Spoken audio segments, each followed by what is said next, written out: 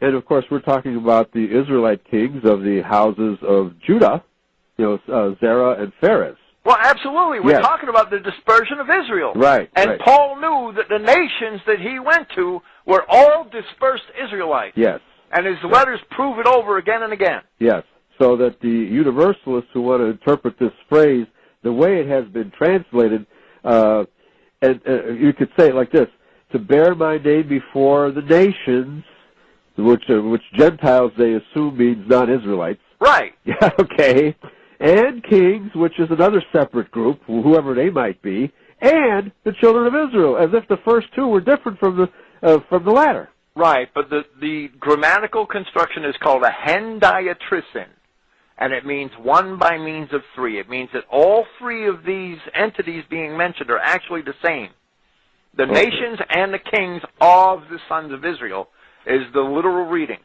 Yes. Okay, very good. Well, let me finish with verse 16. For I will show him how great things he must suffer for my name's sake. So for the Paul bashers, these two verses, 15 and 16, are very succinctly declaring that Paul is a chosen vessel. Absolutely. The Paul bashers are doing us a great disservice. Yes. Because these verses not only do that, they prove that Christianity is for only the lost sheep of the house of Israel. Right, because of the bad translation, the Universalists have chosen to universalize it, and the Paul bashers agree with them, not understanding the grammar here. Well, the Paul bashers' biggest mistake is simply taking for granted that the mainstream translators translated all this properly. Right, absolutely. And they botched it at every turn. Yeah, they universalized it, they twisted it and perverted it at every turn. Right. And this is one of the primary verses. Yes, very good. So let me just, one more question before we close this evening. Do you think that this false translation or this mistranslation here is deliberate, or are the King James, it appears to me, this is the conclusion that I've come to for a lot of these really bad translations, is that these translations from the Greek in the New Testament, especially the writings of Paul, it sounds to me like these King James translators didn't know Greek that well. It seems to be on many occasions that they did not know Greek that well. Okay. And that men before them made errors. Yes. But the biggest error, the biggest sin, are the translators of recent times who should know better, who after 200 years, you know, the English, the scholarship that the Englishman has brought to the world is simply amazing. Right. The work that they did in the Victorian age and the age of the Empire, all right, the work that they did in archaeology and in language studies, and I do the best that I can to follow that legacy. Right. And that is why I use all classical English in the sense of, you know, Victorian English references.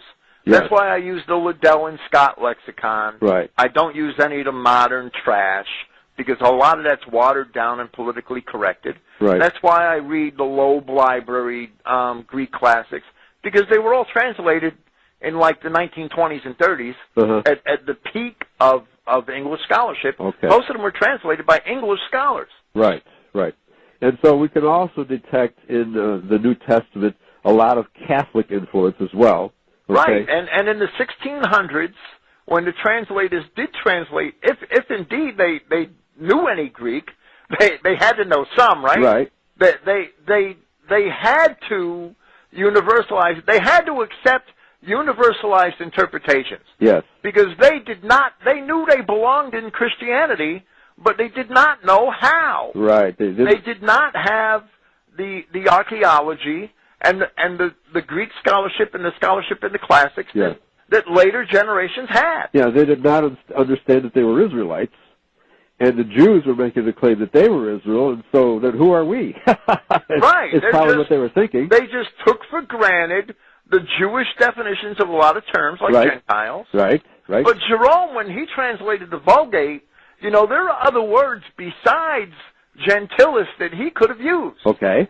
But a gentilis indicates somebody of the same race. Yes. Not necessarily of the same nation, but of the same race. Of the same race, exactly. And there are other words in Latin that denote people of other countries yes.